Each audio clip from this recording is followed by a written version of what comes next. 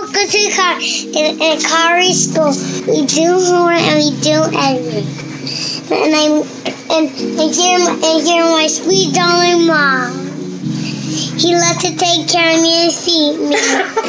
Say hi. Hi, YouTube. Hi, YouTube. And we love God. We do love God. Good job. But look, this is our homeschool what we do sometimes. Tell them bye. Bye. Say see you later. See you later.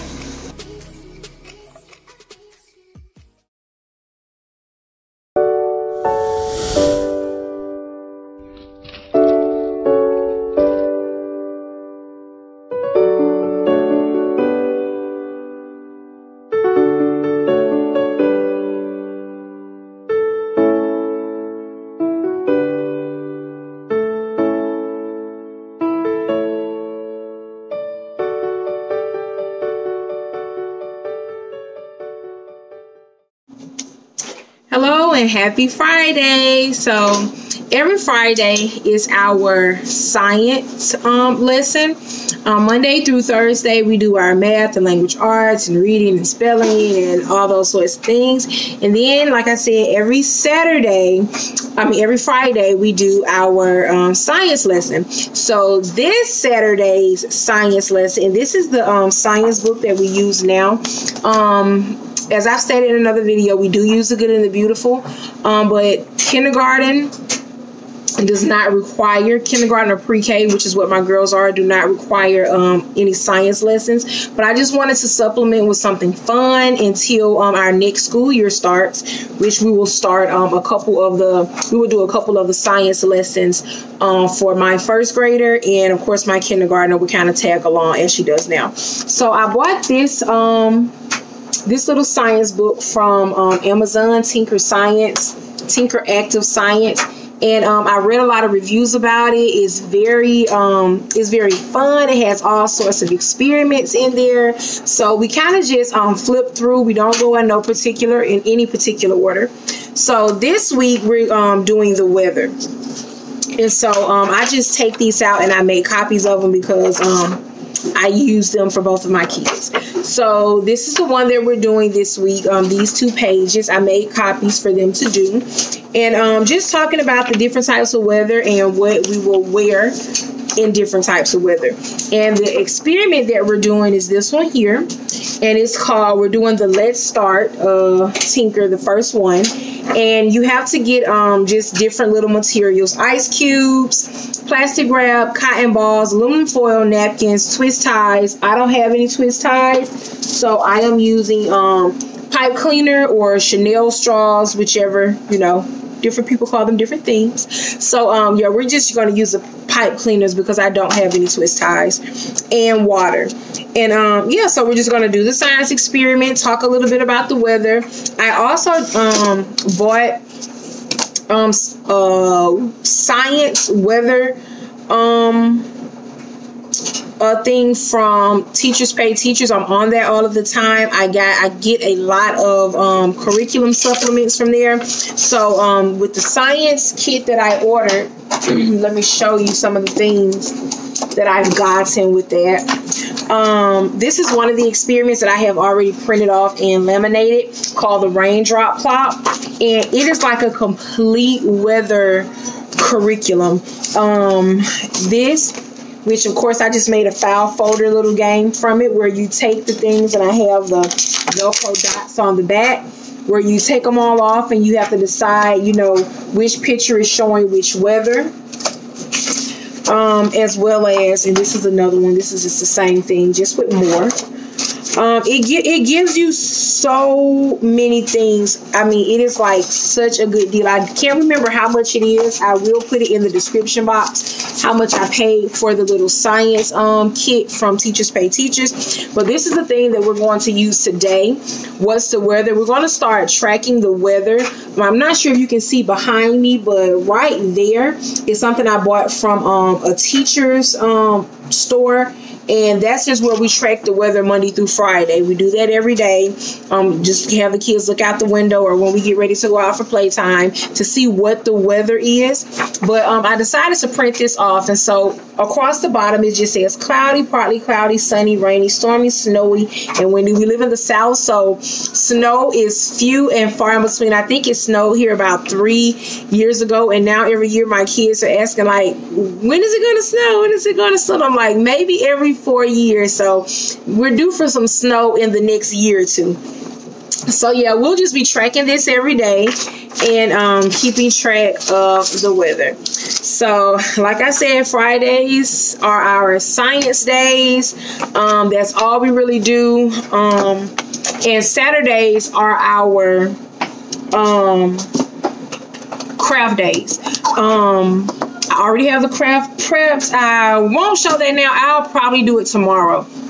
I save that for Saturdays because my husband is off on the weekends and he really does the crafts. I prep them, of course, because you know we have to do that as women. But I prep the science craft and I mean the arts and crafts, whatever they're doing for that weekend, that Saturday, and he'll just do it with them. So this week I think we're making a placemat. So stay tuned for that. I'll be back a little bit later.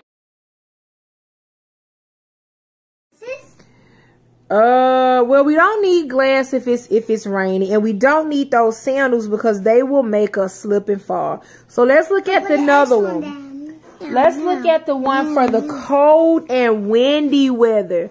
What will we wear and use for the cold and windy weather? This one. This one. We would definitely need a coat. We would need the scarf, a sweater.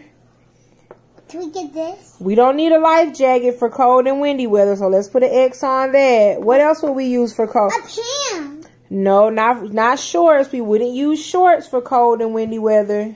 Not ballet slippers. And we wouldn't use the shirt.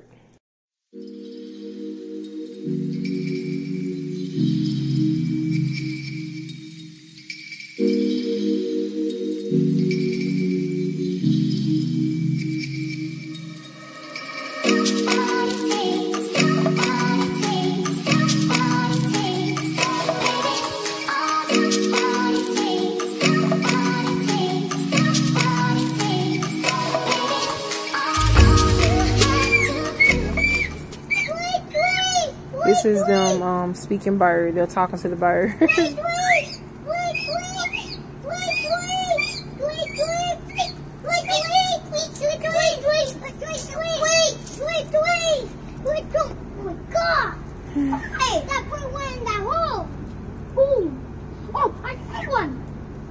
I turn the Christmas lights and go a little of the Halloween lights. Let's see if I can. You see it a little bit, the purple and white lights. We were feeling festive today. Don't step on her chips. We're also doing a little outdoor painting today. I got those little paint rollers from the Dollar Tree maybe about a year ago, and they just been in our craft drawer. We have so many craft things and decided to bring it out today. So we're just doing a little bit of painting, and I put this little thing on the bottom. Of course, that's like a little crib sheet. But my youngest daughter here was complaining that it was ants down there, so I swept the porch off, and I'll bring that out along with this little blanket. I'll bring that out every day and just put it over the little thing, so they don't have to worry about seeing any bugs down there.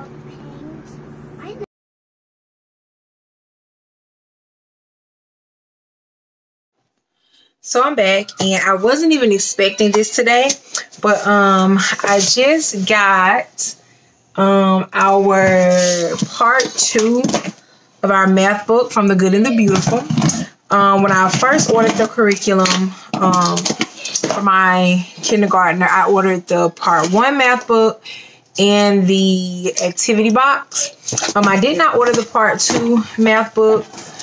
Just because I wanted to wait to make sure that we actually were going to love the course, because like I said in my my welcome back, now we're back video. I have bought so much different curriculum and things like that, and it just did not work for us. One of the main things that I know for a fact that I bought, but it did not work, and it worked for so many other people, is teach your child to read in 100 easy lessons.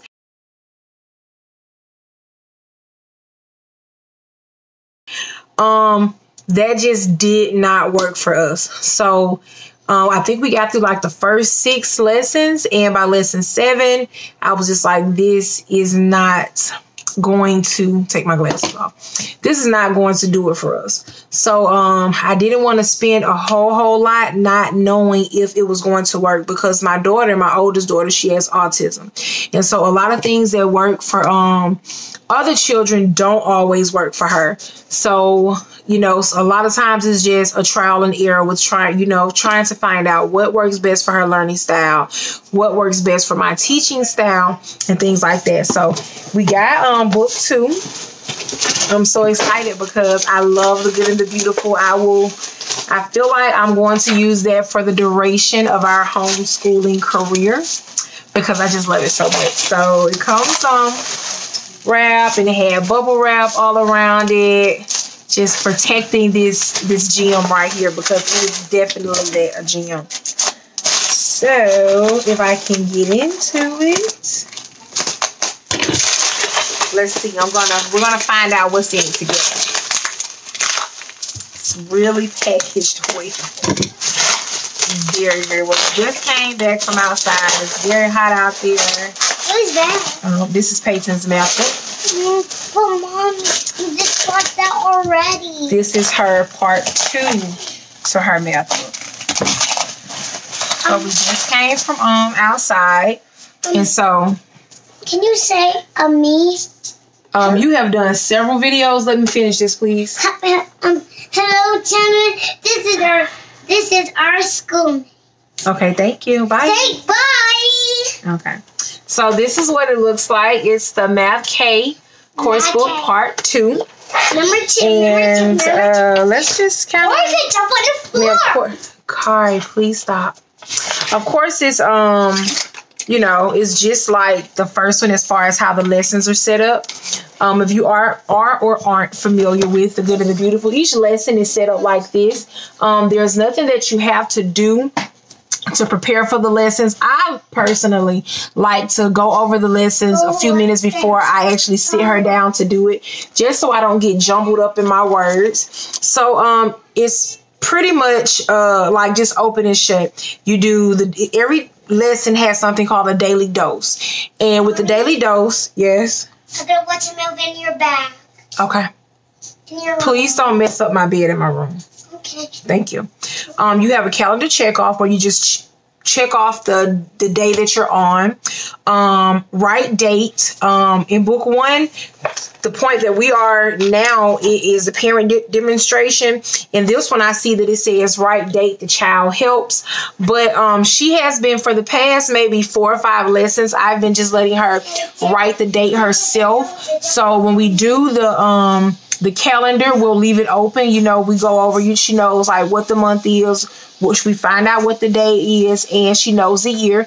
And so she'll just write it out herself now. And I see that's where book 2 has went with that. We do a place value chart, and you have like the little place value chart, and you just color in 1 block each day. It's teaching them their the place values.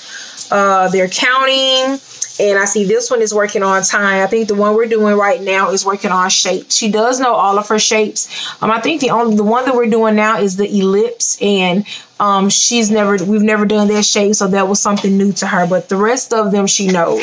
And then you just go on into the lesson. I started her on the Math K, even though in some parts of math she is advanced. She loves certain parts, like she loves math. That is her favorite subject. She does know how to add very fluently, and we're working on subtraction. But the Good and the Beautiful Level K course, it doesn't start with really addition and subtraction.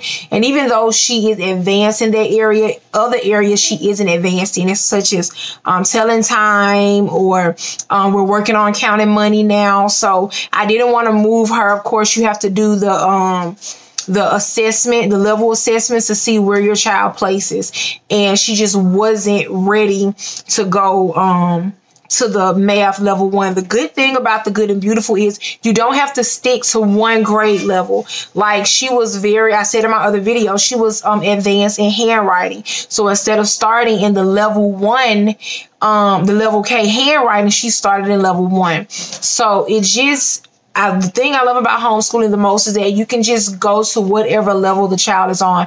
You're not confined. So if they're 5 or 6, you're not confined to just do kindergarten. If they are advanced and they can pass the level assessments, you know, you can move to the next level. That's the thing that I love the most about homeschooling.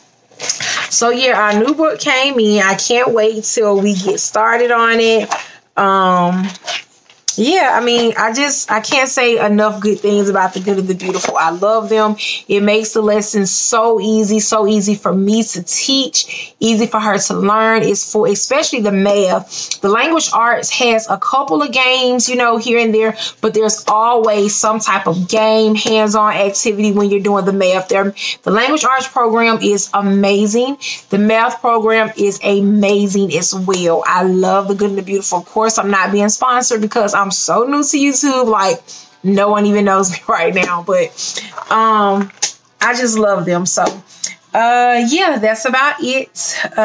Finished our outside playtime. We're done with schoolwork today. Like I said, on Fridays we only do science, and that's about it. So see you soon.